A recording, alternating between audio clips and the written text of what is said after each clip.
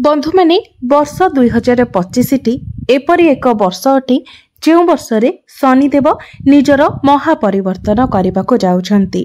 कारण शनिदेव गोटे राशि रे 2.5 वर्ष पर्यंत रही थांती। तो 2.5 वर्ष परे शनिदेव एही 2025 मसीह निजर राशि परिवर्तन करने को जाउछंती। तेबे 29 मार्च को शनिदेव निजर राशि परिवर्तन करिवे। तो शनिदेवंकर एही महापरिवर्तन कर्कट राशि व्यक्ति विशेष मानक जीवन रे केउ भली परिवर्तन आनिबो से विषय रे आजिर एही वीडियो रे आमे माने विस्तार रूप रे आलोचना करिबा। तो कर्कट राशि व्यक्ति विशेष मानक पई आजिर एही वीडियोटी बहुत गुरुत्वपूर्ण अटे। तेबे शनिदेव आपणक राशि रे अष्टम भाव रे विराजमान थिले, जहा फल रे आपणक राशि रे शनि 2.5 मध्य चालुथिला। तेबे 29 मार्च को शनिदेव आपणकर अष्टम भावरु बाहरी आपणकर नवम भाव को प्रवेश करिवे एवं पुणी 2.5 वर्ष पर्यंत आपणकर नवम भाव रे ही रहिबे। एवं जेतेबेले शनिदेव निजर राशि परिवर्तन करिवे तो आपणकर शनि 2.5 मध्य संपूर्ण भाव रे समाप्त होइजिबो। तेबे शनिदेवंकर एही राशि परिवर्तन फल रे आपणक जीवन रे केउ सब परिवर्तन हेबो एवं शनि 2.5 समाप्त होइजिबा परे आपणको केउ सब फल प्राप्ति हेबो एवं नवम भाव रे शनिदेव जो 2.5 वर्ष पर्यंत गोचर करिवे ता द्वारा आपणक जीवन रे केउ सब फलाफल प्राप्ति हेबो से विषय रे आमे माने विस्तार भाव रे जानिबा। आपणको केउ सब शुभ फल प्राप्ति हेबो एवं केउ सब अशुभ फल प्राप्ति हेबो से विषय रे मध्य जानिबा। तेबे बंधु माने आसंतु आरंभ करिबा आजिर एही कार्यक्रम को, जहा कि जन्म राशि एवं चंद्र राशि उपरे आधारित अटे।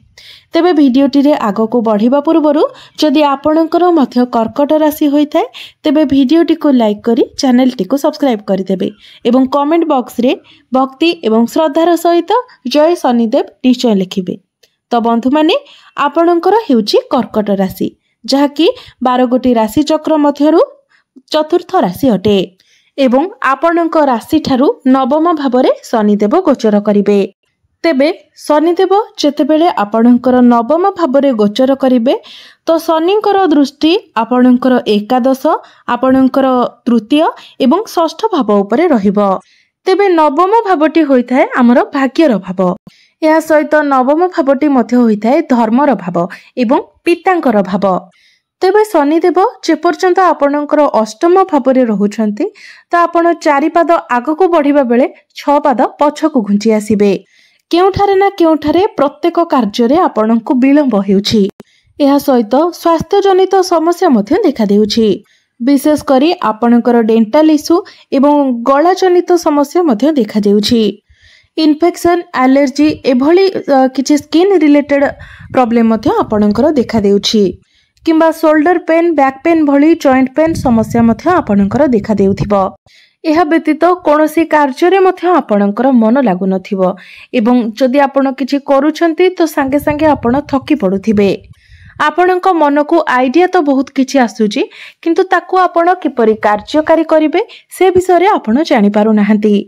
मात्र जेमिति ही शनि आपणकर अष्टम भावरु बाहरी नवम भाव को प्रवेश करिवे तो ए सब रे आपण धीरे धीरे सुधार देखिबा को पाइबे। धीरे धीरे आपणकर माइंड सेट चेंज हेबा को लागिबो। ए सब रे आपण बेटरमेंट देखिबा को पाइबे। एहा सहित शनिदेव हेउछंती आपणकर सप्तम भावर अधिपति।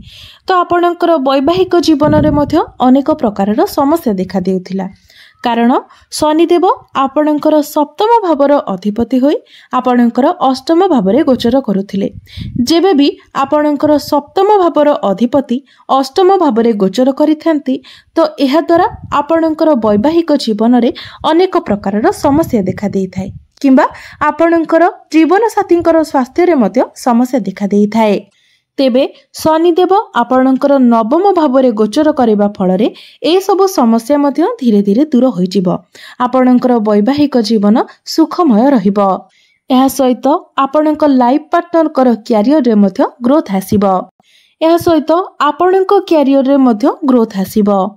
तो शनिदेवंकर दृष्टि आपणकर एकादश भाव उपरे रहिबो। तो शनिदेव जेहेतु आपणकर सप्तम भावर अधिपति अटंती एवं सप्तम भावर अधिपति होई नवम भाव गोचर करी शनिदेव जेतेबेले आपणकर एकादश भाव को देखिबे तो आपण किछि डेली इनकम रो कार्य करबाको लागिबे जेउथिरे आपणकर डेली इनकम हेबाको लागिबो किंबा जदि आपण सेपरी किछि कार्य करूछंती आपणकर किछि बिजनेस अछि आपणकर निजरो कोनोसी फैक्ट्री अछि आपणकर निजरो कंपनी अछि तो से सबुरे आपण बहुत किछि परिवर्तन देखिबाको पाइबे जहाँकि बहुत पॉजिटिव परिवर्तन रहिबो धीरे धीरे से सबुरे आपण इम्प्रूवमेंट देखिबाको पाइबे शनिदेवंकर एकादश भावरे दृष्टि रहुतिबा हेतु आपणकर डेली इनकम बढ़िबो फाइनेंशियल ग्रोथ हेबो एवं शनिकर दृष्टि आपणकर तृतीय भाव उपरे मध्य रहुछि जहा फଳରେ आपण निजर परिवेश रे जुक्ति तर्क ठारू दूरे रहंतु आपण देखंतु जेमिति आपणकर पाख पड़ोसी होंतु किंबा आपणकर कार्यस्थल हेउ किंबा आपण जे कोनोसी भी परिवेश रे रहुछंती सेठी जेमिति आपण कोनोसी जुक्ति तर्क रे न फसंती एही जिनिसर आपणको ध्यान रखिबाको हेबो जेमिति आपणकर सोशल आर्गुमेंट न हुए यह सहित आपणकर छोट छोट यात्रा मध्य हेबो आपण धार्मिक यात्रा मध्य करि पारंती तेबे शनिदेव जेहेतु आपणकर नवम भावरे अछंती एवं नवम भावटी भाग्यर भाव होइथाय तो भाग्य रिलेटेड आपण जहाँ भी करबाको चाहउचंती जदि किछि बड़ कार्य करबाको चाहउचंती आपण करिवे तो निश्चिंत किंतु सेथिरे आपणको टिके अधिक समय लागिबो किंतु से सब कार्य आपणकर फाइनली पूरा मध्य होइजिबो तो शनिकर दृष्टि आपणकर षष्ठ भाव उपरे मध्य रहिबो तेबे षष्ठ भावटी होइथाय रोग ऋण एवं शत्रुर भाव तो आपण जदि बहुत दिन हेबो किछि लोन नेबा पई चाहुथिले मात्र सेथिरे आपण सक्सेस होई पारु नथिले किंबा कोनोसी ऋण करज चक्कर रे जदि आपण फसी रहिथिले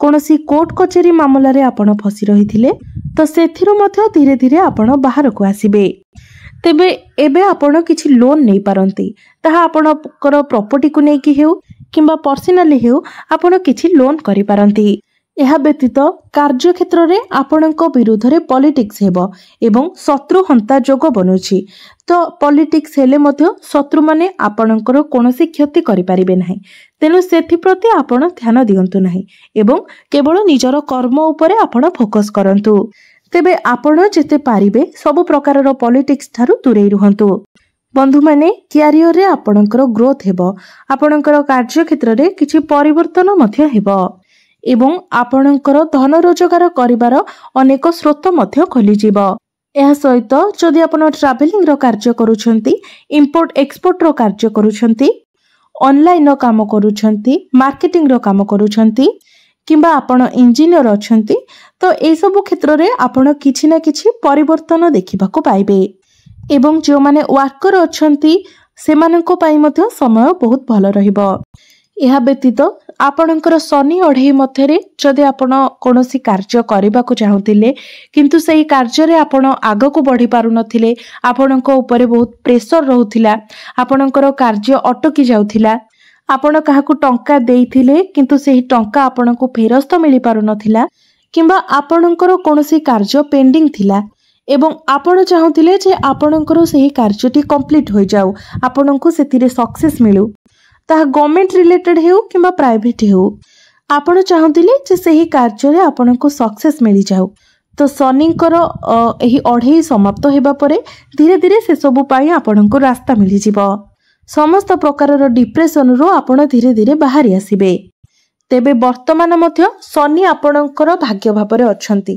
तेणु आपण जहा करबाको चाहुछंती करंतु किंतु बहुत भाबी चिंती स्टेप नियंतु तरबरिया भाବରେ आपण बिल्कुल भी कोनोसी कार्य करंतु नाही किबा कोनोसी डिसिजन मध्य नियंतु नाही कारण जदि आपण किसी तरबरिया भाବରେ कार्य करंती तो निश्चित भाବରେ सेथिरे आपणको क्षतिर सम्मुखीन हेबाको पड़िबो जदि आपण बुझी विचारी धैर्यर सहित कार्य करंती तो सेथिरे आपणको निश्चित भाବରେ सक्सेस मिलिबो एहा व्यतीत जेहेतु आपणकर कर्कट राशि अटे जल तत्वर राशि अटे तो आपण बहुत चल चंचल होइथांती आपणको भितरे धैर्य सेतेटा नथाय सब कार्य गुडी को आपण तरबरिया भाବରେ करिनियंती जहा फल रे आपनको ही असुविधा रे पड़िबाको होइथाय तो बंधु माने शनिंकर एही गोचर परे जदि आपण कोनोसी स्पोर्ट्स रे पार्टिसिपेट करंती, कोनोसी कंपटीशन रे पार्टिसिपेट करंती किंबा आपणकर शिक्षा क्षेत्र रे आपण किछि आगको बढ़ेबार डिसिजन नियंती, किछि करिबार डिसिजन नियंती,